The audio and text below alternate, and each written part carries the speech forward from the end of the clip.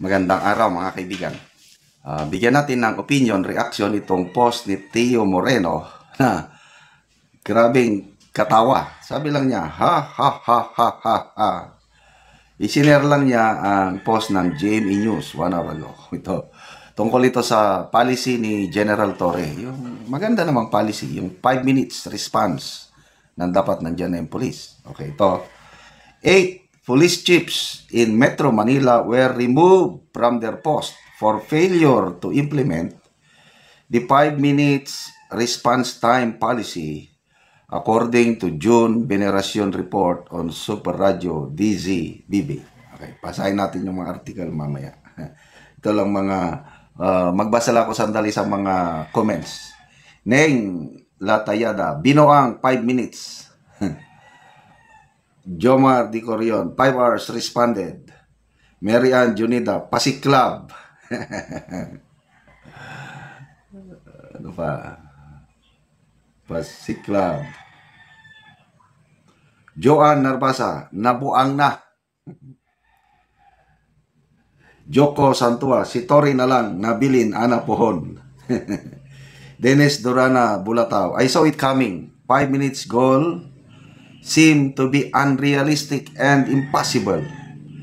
Here in the US, it's always more than 5 minutes for an on-site response from first responders after calling 911. Imagine the distance and travel time alone from the nearest police to the crime scene of the incident. Okay, basahin lang muna natin yung article. Napakagandang in fairness, gustong mabilis, which is good. Kaya lang, let's check with reality.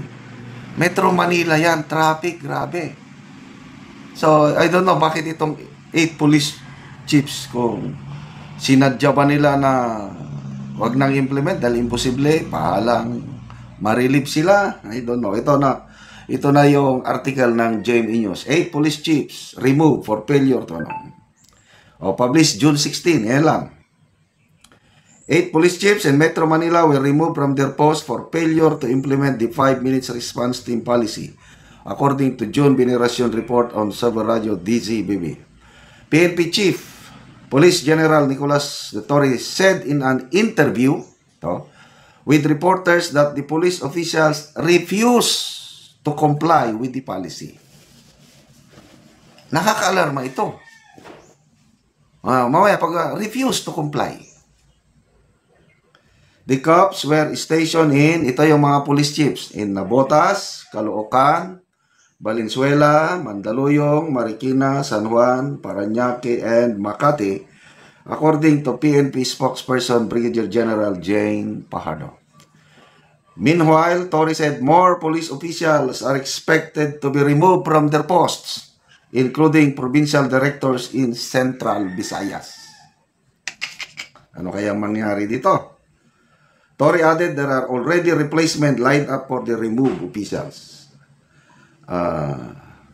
The PNP previously said that the 5 minutes response time strategy serves as a major departure from traditional present-based policing, making the police presence a more mobile, proactive, and people-centered approach. The program shall also ensure that calls for help are answered swiftly, professionally, at any hour. Ulitin natin, maganda yung adhikain ni General Torre. No question about it. Ang tanong lang dyan is, kumusta ang resources to implement it? Patrol cars. Paano yung mga maliliit na munisipyo na nag-iisa lang ang patrol car, tapos sabay-sabay yung magtawag? Sa Metro Manila, paano yung traffic? Ang daming factors to be involved Kaya,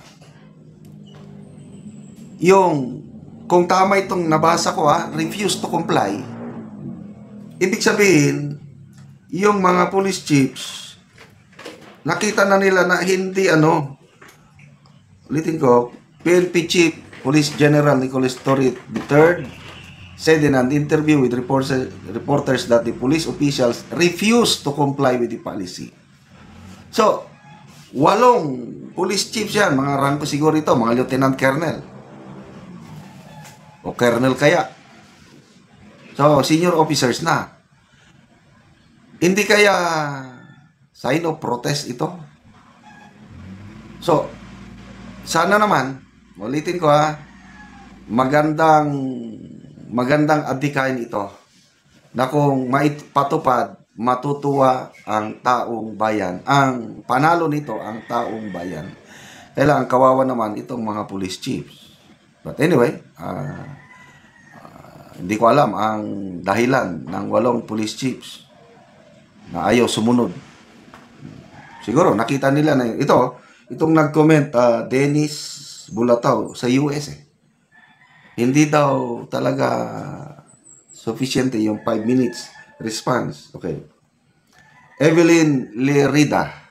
Unsay 5 minutes si Tore ang pasulayon anang 5 minutes yabang na unsay Spider-Man? Igang Diaz. PNP is planning to recruit Grab drivers to beat the time and drive through PNP soon to open. Rosalie Pardo, remove after 3 minutes, reinstated. Remove after 3 months, reinstated.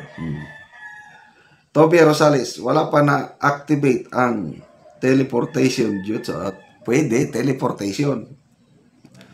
Casimiro Bukayo, lol, basin excuse run na niya, unya matanggal tong dinamutuo sa iya. Zani Kayas, yari ka sa US man gani, expected time of arrival is 15 minutes with all equipments pa na. Samantalang dire, ambot na lang. Yes, ako, 10 minutes, happy na ako sa 10 minutes Kailang 5 minutes, I don't know. Sana maipatupad nila, but kung alanganin, kawawa itong mga police chiefs na nasisibak. Okay, mga kaibigan, salamat sa inyong pagsubaybay sa ating channel. Nakakatulong kayo ng malaki sa tribong Talandig dahil ang sweldo po natin is pantulong sa tribo. Namimigay tayo ng mga libreng